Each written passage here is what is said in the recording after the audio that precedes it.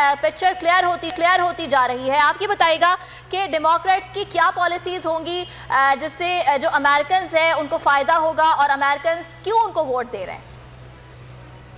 जैसे कि सब लोग जो हैं परेशान हो गए हैं ये लड़ाई झगड़े और तफरीक की पॉलिसी से। बेसिकली लोग ज़्यादातर डिसेंट होते हैं और एक दूसरे को, और अमेरिकन वैल्यूज़ हैं कि आप एक दूसरे को रिस्पेक्ट करते हैं। अभी तो 4 साल गुजरे हैं, उसके अंदर एक दूसरे को जलील करना, तस्खीर उड़ाना, दूसरे मुल्कों को घटिया कहना और लड़ाई झगड़े की बातें करना, तो लोग तमाम तंग आ चुके हैं। तो ये एक बहुत बड़ी वजह है कि लोगों ने जो है ज़ोर शोर से इलेक्शन में हिस्सा लिया और इंतखाबात में हिस्सा लिया और अपना वोट डाला है। और कोरोना इज़ अनदर फैक्टर। बहुत सारे लोग दे आर नॉट हैप्पी कि जो इस एडमिनिस्ट्रेशन की लड़ाई रही है साइंस के साथ, वो डिनाई करना कि जो उनके जो एक्सपर्ट्स कह रहे हैं कि आप ये चीज़ कीजिए to avoid the corona virus, to fight this virus, और मगर ये एडमिनिस्ट्रेशन उस चीज़ को निगेट करता, उसको इनकार करता है।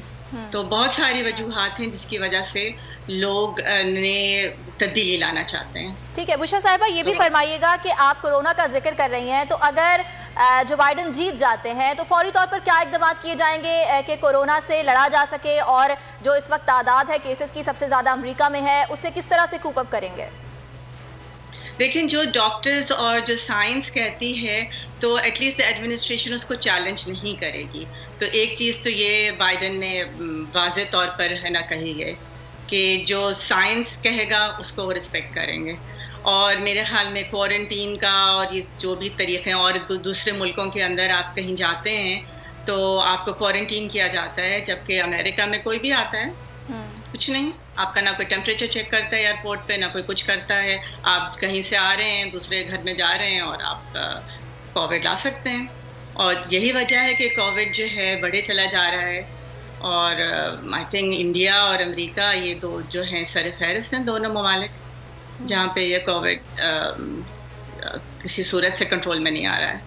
ठीक, लगारी साहब, अभी हमने कुछ देर कबल देखा कि जो बाइडन ने अपने हामियों से गुफ्तगू की, उसके बाद डोनाल्ड ट्रंप का ट्वीट भी सामने आया और दोनों ही दावे कर रहे हैं कि वो जीत की जानिब बढ़ रहे हैं। आप समझते हैं कि इससे कबल इस तरह की सूरत हाल रही है कभी सदारती इलेक्शन में कि इतनी देर कबल जो है वो दोनों ने जो है वो अपने हामियों से गुफ्तगू की है और दोनों जो है वो दावे कर रहे हो जीत के?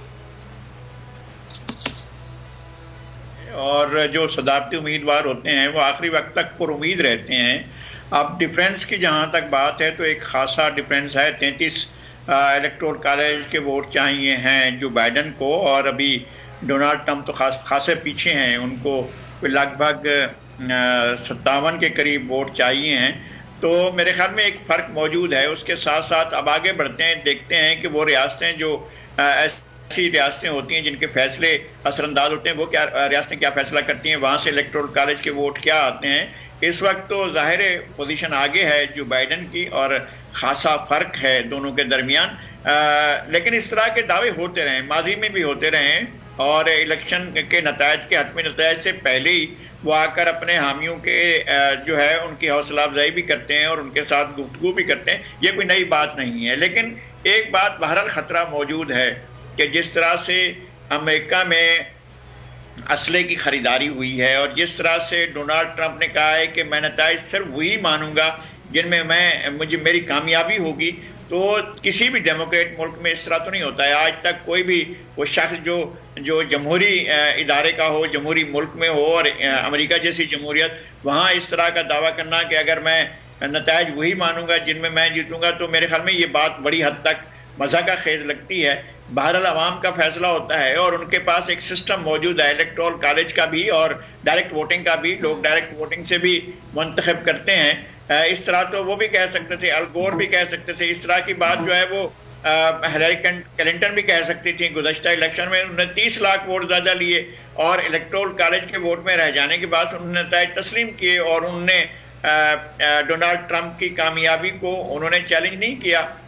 इसी तरह से डोनाल्ड ट्रंप को भी इन नतायज को तस्लीम करना होगा। अगर वाइट हाउस में इक़्तिदार की मुंतकली पुरअमन नहीं होती है तो ये अमरीकी तारीख का एक अलमिया हो सकता है।